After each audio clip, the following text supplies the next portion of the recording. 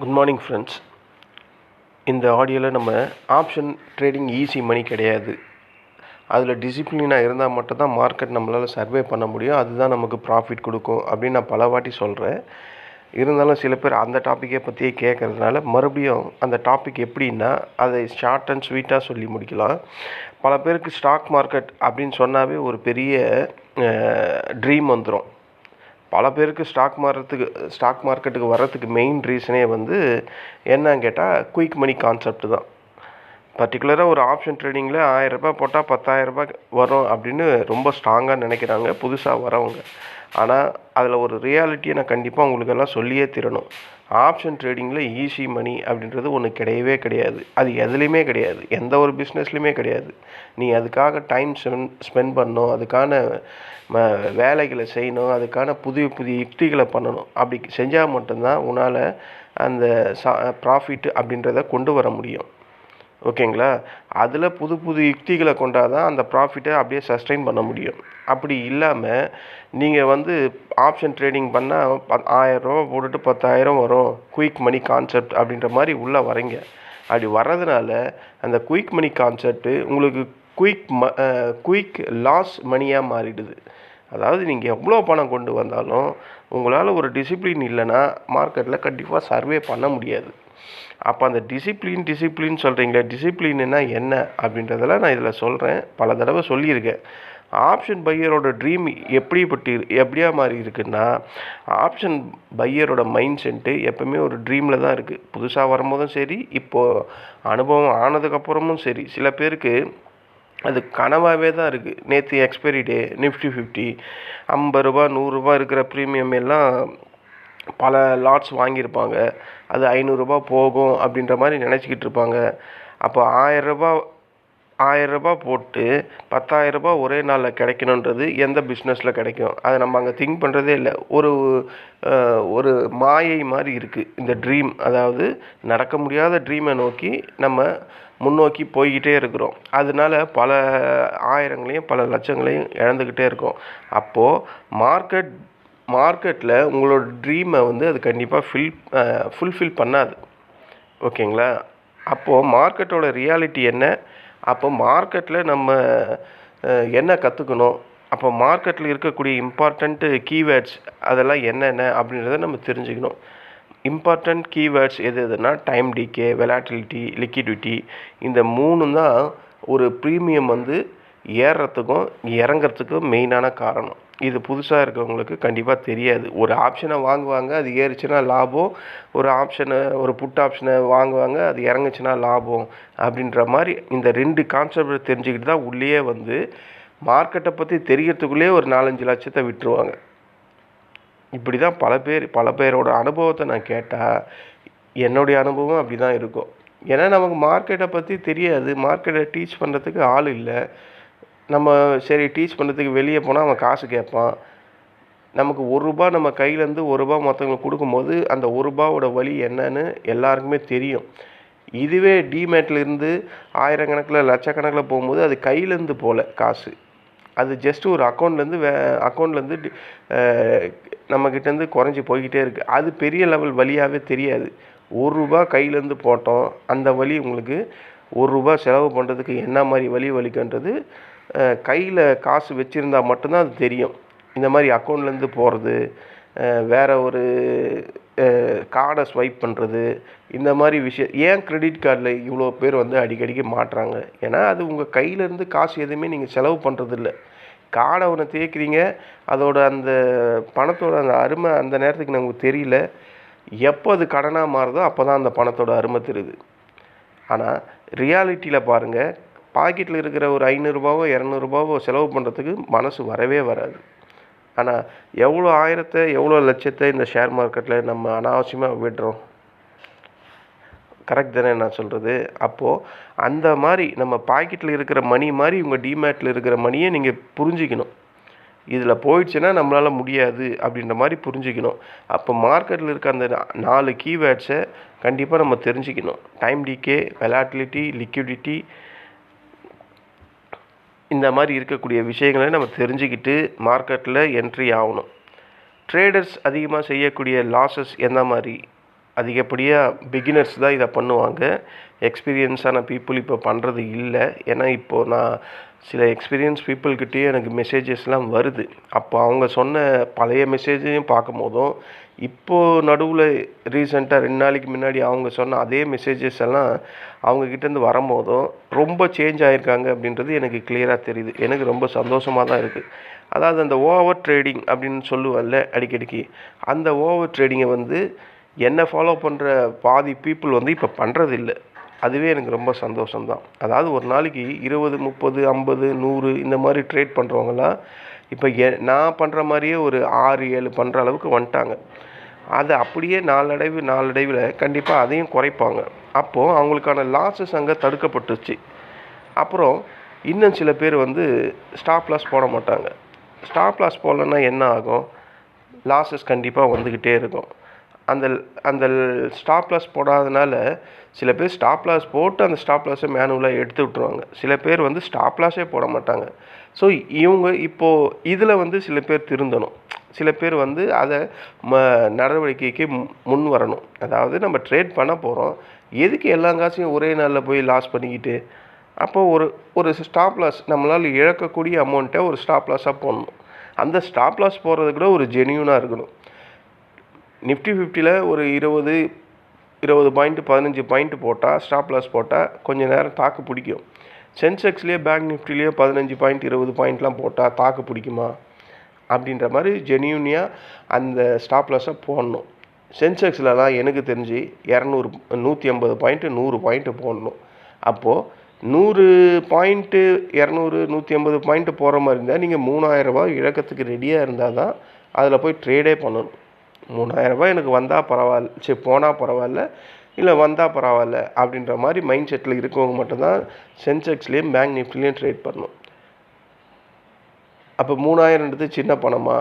அந்த கொஸ்டின் அங்கே வருது இல்லை. இதுவே 3000 ரூபாய் உங்கள் பாக்கெட்டில் இருந்து செலவு பண்ணுங்க பார்த்துருவோம், முடியவே முடியாது, மனசே வராது. ஏன்னா நம்ம எவ்வளோ கஷ்டப்படுறோன்றது நம்ம கைக்கு தெரியும், கண்ணுக்கு தெரியும், மூளைக்கு தெரியும். அதனால் அந்த காசு எடுத்து செலவு பண்ணுறதுக்கு மனசு வராது. இதுவே ஒரு டிமேட்டில் அக்கௌண்ட்டோ ஒரு கிரெடிட் கார்டையோ அழகாக ஸ்வைப் பண்ணிட்டு போய்கிட்டே இருப்போம். இப்படி தான் பல பேர் வந்து ரியாலிட்டியாக புரிஞ்சிக்காமையே இருக்கிறாங்க. அந்த ரெவென்ஸ் ட்ரேடிங் அப்படின்னு சொல்லக்கூடியதை இப்போ ரொம்ப பேர் ஸ்டாப் பண்ண மாதிரி தான் இருக்குது. எனக்கு தெரிஞ்சு என் ஃப்ரெண்ட்ஸ் சர்க்கிள்லேயே ரொம்ப பேர் இருக்கானுங்க, ஒரு 10 பேர்கிட்ட இருக்காங்க. இந்த ரெவென்ஸ் ட்ரேடிங் மார்க்கெட்டை போய் சேஸ் பண்ணிக்கிட்டே இருப்பான், தோற்றுக்கிட்டே இருப்பான், விடவே மாட்டான். இப்போ நான் இப்படி பேசி அவங்களுக்கு அது புரிய ஆரம்பிச்சிச்சு போல இருக்குது. இப்போலாம் அவனுங்கெல்லாம் ஒரு 15, 16 ட்ரேட் பண்ணுவானுங்க. இப்போலாம் 10க்கு கீழே வந்துட்டானுங்க. அதுக்கு அவங்களே என்கிட்ட நேற்று ஒருத்தன் ஃபோன் பண்ணி சொன்னான், டேய் நீ சொல்கிறதெல்லாம் உண்மைதான்டா, ஃபாலோ பண்ணுறது தான் கஷ்டமாக இருக்குது, ஆனால் ஃபாலோ பண்ணிட்டா நல்லா இருக்குது அப்படின்னு சொல்கிறான். அப்போ அந்த எமோஷனை முடிஞ்ச அளவுக்கு கண்ட்ரோல் பண்ணிட்டா இந்த ரிவென்ஸ் ட்ரேடிங்லாம் வரவே வராது. அதுக்கப்புறம் இருக்கக்கூடிய மிகப்பெரிய மிஸ்டேக் எது? அந்த ஓடிஎம்மை போய் பை பண்ணுறாங்க. ஆனால் அது இன்னமும் பண்ணிக்கிட்டு இருக்காங்க. நேற்று கூட ஒருத்தர் சொன்னார், சார் நான் ஒரு 7000 ரூபாய் நேற்று லாஸ் பண்ணிட்டேன், எக்ஸ்பைரி டே ஓடிஎம் வந்து கண்டிப்பாக டபுளாக இன்க்ரீஸ் ஆகும் அப்படின்ற மாதிரி நினச்சி போய் வாங்கிட்டேன். நீங்கள் நினைக்கிறதெல்லாம் மார்க்கெட்டில் நடக்காது சார். நான் எத்தனை வாட்டி சொல்கிறேன், மார்க்கெட்டில் நீங்கள் நினைக்கிறது உங்களோட கான்ஃபிடென்ஸ் லெவலு, உங்களோட ஓவர் கான்ஃபிடென்ஸ் லெவலு, மார்க்கெட்டில் நான் என்ன நினைக்கிறேன்னா அதுதான், நான் என்ன செய்யணும்னோ அதுதான் மார்க்கெட் பண்ணும், அந்த மாதிரி நினைப்பெல்லாம் கண்டிப்பாக உங்களை வேணும்னா உங்கள் குடும்பத்தில் வேணும்னா உங்களை பெருமையாக பேசிக்கலாம், அவர் சொல்கிற மாதிரி தான் இருக்கும் அப்படின்ற மாதிரி. மார்க்கெட் கேட்குமா? மார்க்கெட் யார் சொல்கிறதுமே கேட்காது. அது கேட்குற 2 பேர் எஃப்ஐஎஸும் டிஏஎஸும் மட்டும்தான். மற்ற நம்ம ரீட்டைலர் நம்ம சொல்கிறதெல்லாம் 5 பைசா கூட பிரயோஜனம் கிடையாது. நம்ம என்ன தான் சொன்னாலும், நீங்கள் எத்தனை வாட்டி இந்த ஓடிஎம்மில் ட்ரேட் பண்ணாலும், ஓடிஎம்லேயே ட்ரேட் பண்ணி அழிஞ்சவங்கெல்லாம் எனக்கு தெரிஞ்சு இன்னும் கூட இருக்கிறாங்க. நான் இந்த யூடியூப் சேனலில் ஒரு 7 மாதமாக தான் இப்போ நான் இந்த மாதிரி போட்டுக்கிட்டு இருக்கேன். எனக்கு அதுக்கு முன்னாடியில் இருந்தே என் ஆஃபீஸில் கூட ஒர்க் பண்ணுறவங்களே ஓடிஎம்மே தான் வாங்குவாங்க. நானே எத்தனையோ வாட்டி நேரில் போய் சொல்லுவேன். ஆஃபீஸில் ரெஸ்ட் ரூம் போகும்போது மொபைலை எப்போ பாரு நோண்டிக்கிட்டே இருப்பான். இவன் என்ன தான்டா பண்ணுறான்ட்டு பார்த்தா ஷேர் மார்க்கெட்டில் ஆப்ஷன் பையிங் ஓடிஎம் எடுத்துகிட்டு இருப்பான். அதை நான் ஒரு நாள் கண்ணாலேயே பார்த்தேன். நீ இப்படி ட்ரேட் பண்ணுறது முதல்ல தப்பு. ஒரு சாட்டிஸ்ஃபைடாக ஒரு பீஸ்ஃபுல்லான இடத்துல இருந்து ட்ரேட் பண்ணால் மனசு கொஞ்சமாக சாட்டிஸ்ஃபைடு ஆகும். சரி லாஸ் வந்தால் கூட. இப்படி அறிபறியாக பண்ணிக்கிட்டு இருந்தால் நீ என்ன ப்ரைஸ் போடுற, எதில் செல் பண்ணுறனே தெரியாமல் போயிடுமே. ஏன்டா இப்படி பண்ணுறன்னா அவனுக்கு அந்த க்யூரியாசிட்டியை கண்ட்ரோல் பண்ண முடியல. எப்போ ஒரு வாட்டி ஒரு 1500 வந்துடுச்சு அவனுக்கு, ஒரு எமர்ஜென்சி நேரத்தில் ப்ராஃபிட் கொடுத்துடுச்சு. அவன் அதை பிடிச்சிக்கிட்டே ஃபாலோ பண்ணிக்கிட்டு இருக்கான். எங்கள் ஆஃபீஸில் புதுசாக ஒரு பையன் ஜாயின் பண்ணான். இது நடந்து ரொம்ப நாள் ஆயிடுச்சு, ஒரு 6-7 மாதத்துக்கு. அவனோட நிலைமை அப்படி தான் இருந்தது. அந்த ஓடிஎம்மே ட்ரை பண்ணுவான். அவனை விட்டுருங்க, இன்னும் கூட எவ்வளோ பேர் அந்த ஓடிஎம்மே ட்ரை பண்ணுறவங்க இருக்கீங்க. அப்போ அதெல்லாம் டோட்டலாக லாஸ் தான் ஆகும். சீப் ஓடிஎம் உங்களை சீப்பாக ஆக்கி விட்டுரும். இது நான் ஒவ்வொரு வீடியோலையும் இதை தான் சொல்லிக்கிட்டு இருக்கேன். ஓவர் ட்ரேடிங் பண்ணாதீங்க. ஓவர் ட்ரேடிங் இப்போ குறைஞ்சிருச்சு அப்படின்னும் போது எனக்கு நிம்மதியாக இருக்குது. ஸ்டாப் லாஸை கண்டிப்பாக போடுங்க. நீங்கள் புதுசாக இருந்தால், இல்லை உங்களால் சைக்காலஜியை கண்ட்ரோல் பண்ண முடியும்னா ஸ்டாப் லாஸை அந்த லாஸஸ் வரும்போது மேனுவலாக எக்ஸிட் பண்ணிவிடுங்க. ரெவென்ஸ் ட்ரேடிங் பண்ணாதீங்க. இந்த ஓடிஎம் ப்ரைஸை தயவு செஞ்சு ஃபோக்கஸே பண்ணாதீங்க. ஆப்ஷன் செயினில் ஏன் அவன் அவ்வளோ காலத்தை போட்டு ஓடிஎம்மை மட்டும் அடியில் போட்டு வச்சுக்கிறான்? அதெல்லாம் ஒர்த்லெஸ். அது என்றைக்கோ ஒரு நாள் கண்டிப்பாக ப்ராஃபிட் கொடுக்கும். அந்த என்றைக்கோ ஒரு நாள் ப்ராஃபிட்காக 19 நாளும் லூஸ் பண்ண போகிறீங்களா உங்கள் மணியை? அப்படின்றது தான் அதுக்கு அர்த்தம். ஏன் இந்த மணியை மட்டும் டாப்பில் வச்சுருக்கான்? அதுதான் ப்ராஃபிட்டபிள் தரக்கூடியது. அப்போ டாப்பில் இருக்கிறத தான் நம்ம சூஸ் பண்ணிக்கணும். நமக்கு நல்ல பழக்கம் எது, அதை தான் நம்ம தேர்ந்தெடுத்து எடுத்துக்கணும். அது மாதிரி நமக்கு ப்ராஃபிட் வரக்கூடியது எது? ஐடிஎம் தான் வரும். அப்போ அதை தான் ஃபோக்கஸ் பண்ணணும். இதை நான் எவ்வளோ வாட்டி சொன்னாலும் மறுபடியும் ஓடிஎம்மில் ட்ரேட் பண்ணுறக்கூடிய ஜனங்க, எக்ஸ்பீரியன்ஸ் பீப்புளும் இருக்கிறாங்க. அதாவது அந்த எக்ஸ்பைரி அப்படின்னக்கூடிய அந்த வேர்டு அவங்கள ஓடிஎம் நோக்கி கொண்டு போகுது. நேற்று ஒரு உதாரணத்துக்கு, நேற்று எத்தனை பேர் இந்த ஓடிஎம்மில் ட்ரேட் பண்ணியிருப்பீங்க? எத்தனை பேர் அதில் ப்ராஃபிட் பண்ணியிருப்பீங்க? ஏதா எனக்கு யூடியூப்பில் மெசேஜ் பண்ணுங்கள் பார்ப்போம். நான் ஓடிஎம்மில் எடுத்து ப்ராஃபிட் பண்ணேன் அப்படின்ற மாதிரி. வேணும்னா ஸ்டார்டிங்கில் பண்ணியிருக்கலாம், அது கூட பண்ணுறதுக்கு வாய்ப்பு இருந்திருக்காது. நேற்று மார்க்கெட் நல்ல வெலாட்டிலிட்டியாக இருந்தது. ஸ்கேல்பர் மாதிரி இருந்தால் மட்டும்தான் உங்களால் ப்ராஃபிட் பண்ணியிருக்க முடியும். நீங்கள் மார்க்கெட்டில் எந்த இடத்துல என்ன மாதிரி கேட்டாலும் என்னால் பதில் சொல்ல முடியும். ஏன்னா 11 வருஷமாக நான் இதில் இந்த ஆப்ஷன் பையிங்லேயும் இந்த ஆப்ஷன் ட்ரேடிங்லேயும் ஊறிக்கிட்டே இருக்கிறேன்.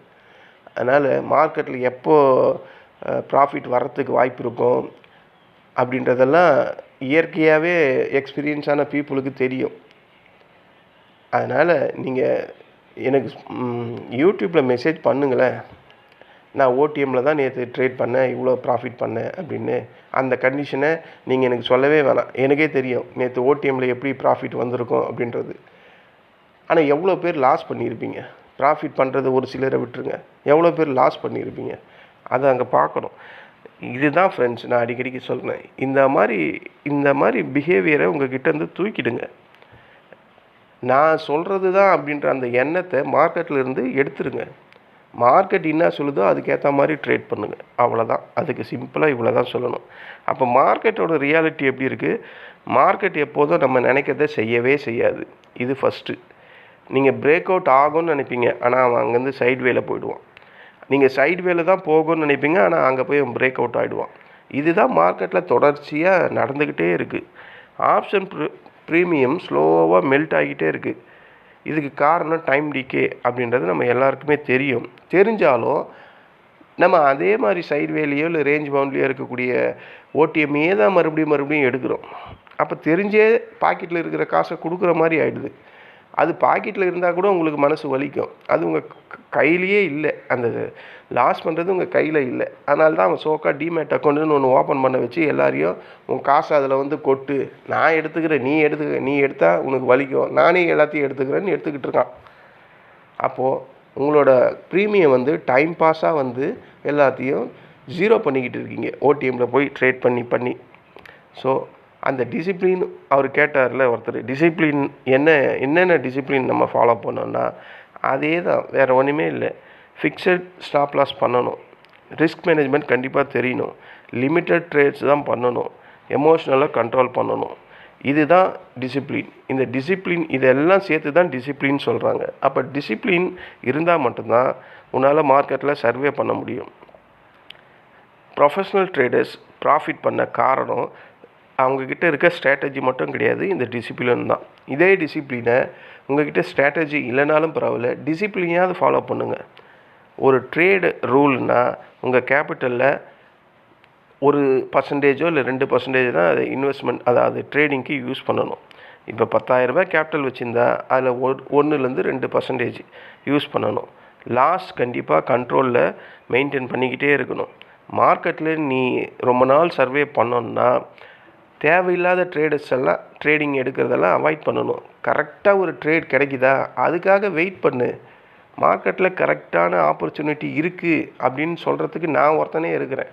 நான் ஒவ்வொரு வாட்டியும் நான் இதை தான் சொல்லிட்டு ஆப்பர்ச்சுனிட்டிலாம் இருக்குது, அதுக்காக வெயிட் பண்ணணும் அப்படின்னு. ஸோ நீங்கள் முதல்ல சில ஆயிரங்களை இழக்கிறது தப்பு இல்லை. ஏன்னா மார்க்கெட்டில் இதெல்லாம் உங்களுக்கு சொல்லித்தர ஆள் இருக்க மாட்டான். அவன் ப்ராஃபிட் பண்ணதையே தான் பெருமையாக சொல்லிக்கிட்டு இருப்பான். அவன் லாஸ் பண்ணதையும் சில பேர் ஜென்யூனாக சொல்லுவாங்க. ஆனால் நமக்கு அவங்களோட எக்ஸ்பீரியன்ஸ் கேட்குறதுக்கோ படிக்கிறதுக்கோ நல்லா இருக்கும். ஆனால் ரியல் ப்ராக்டிக்கலில் ரியல் லைவில் மார்க்கெட்டில் நம்ம பண்ணும்போது அதெல்லாம் நமக்கு அந்த இடத்துல திங்க் வரவே வராது, சிந்தனைக்கே வராது. ஏன்னா உன்னுடைய கேபிட்டல் அங்கே ரெட் கலரில் கண்டினியூ ஆகிட்டே இருக்குது. உன்னோட ஹார்ட் பீட் இன்க்ரீஸ் அதிகமாகிட்டு இருக்குது. ஏன்னா நீ லாஸஸில் இருக்க. அப்போ அவங்க இப்படி சொன்னாங்களே, அவங்க இப்படி ப்ராஃபிட் பண்ணாங்களேன்ற எண்ணமே வராது. இதுதான் ரியாலிட்டி மார்க்கெட்டில். ஓகேங்களா? முடிஞ்ச அளவுக்கு நான் சொன்ன அந்த டிசிப்ளினை ஃபாலோ பண்ணுங்கள். ஆப்ஷன் ட்ரேடிங் அப்படின்றதெல்லாம் ஒரு ஈஸி மணி கான்செப்டே கிடையாது. மார்க்கெட்டில் ஆப்பர்ச்சுனிட்டி இருக்குது. அந்த ஆப்பர்ச்சுனிட்டியை நீ லாபமாக பண்ணிக்க வேண்டிய திறமை உங்கள்கிட்ட இருந்தால் நீ பண்ணிக்கலாம். மார்க்கெட் ப்ராஃபிட்டை சஸ்டெயின் பண்ணுறது அப்படின்றது இன்றைக்கி ப்ராஃபிட் எடுத்துடலாம், நாளைக்கு ப்ராஃபிட் எடுத்துடலாம். அதை கன்சிஸ்டண்ட்டாக பண்ணோன்னா கண்டிப்பாக டிசிப்ளின் வேணும். Discipline with patience with risk management இருந்தால் மட்டும்தான் ஒரு சக்ஸஸ்ஃபுல் ட்ரேடராக நீ மார்க்கெட்டில் இருக்க முடியும். இதுதான் இந்த ஆடியோவில் நான் புதுசாக இருக்கவங்களுக்கும் இந்த ப்ரொஃபஷ்னல்ஸாக இருக்காங்களே, ப்ரொஃபஷ்னல்ஸாக இருந்தால் மட்டும் ஓடிஎம்மில் ட்ரேட் பண்ணால் ப்ராஃபிட் வருமானு கேட்டால் அதுவும் வராது. நீங்கள் என்ன மாதிரி டைப்பாக இருந்தாலும் ஓடிஎம் ட்ரை பண்ணால் வரவே வராது. கடைசியாக மார்க்கெட்டை நீங்கள் கண்ட்ரோல் பண்ண முடியாது. அதை எப்பவுமே ஞாபகத்தில் வச்சுங்க. மார்க்கெட்டுக்கு ஏற்ற மாதிரி தான் நம்மளை கண்ட்ரோல் பண்ணிக்கிட்டு நம்ம ரிஸ்க் மேனேஜ்மெண்ட்டை தெரிஞ்சுக்கிட்டு அதுக்கு ஏற்ற மாதிரி ட்ரேட் பண்ணணும்.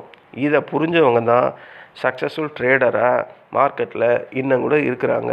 இதுதான் ஒரு ஃபார்முலா. இந்த ஃபார்முலாவை ஃபாலோ பண்ணால் தான் நமக்கு மார்க்கெட்டில் மணி சம்பாதிக்கிறது ஈஸியான கான்செப்ட் கிடையாது அப்படின்றது தெளிவாக புரியும்.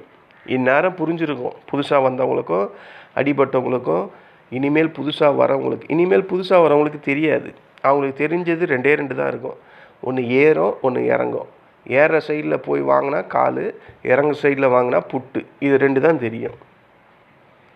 இவங்க இந்த மார்க்கெட்டை பற்றி, இந்த மார்க்கெட் கான்செப்டை பற்றி, இதோட டெப்த்தை பற்றி தெரியறதுக்குள்ளே ஒரு 4-5 லட்சம் இழந்துட்டுருப்பாங்க. அப்போ புலம்பிக்கிட்டு இருக்க வேண்டியது தான்.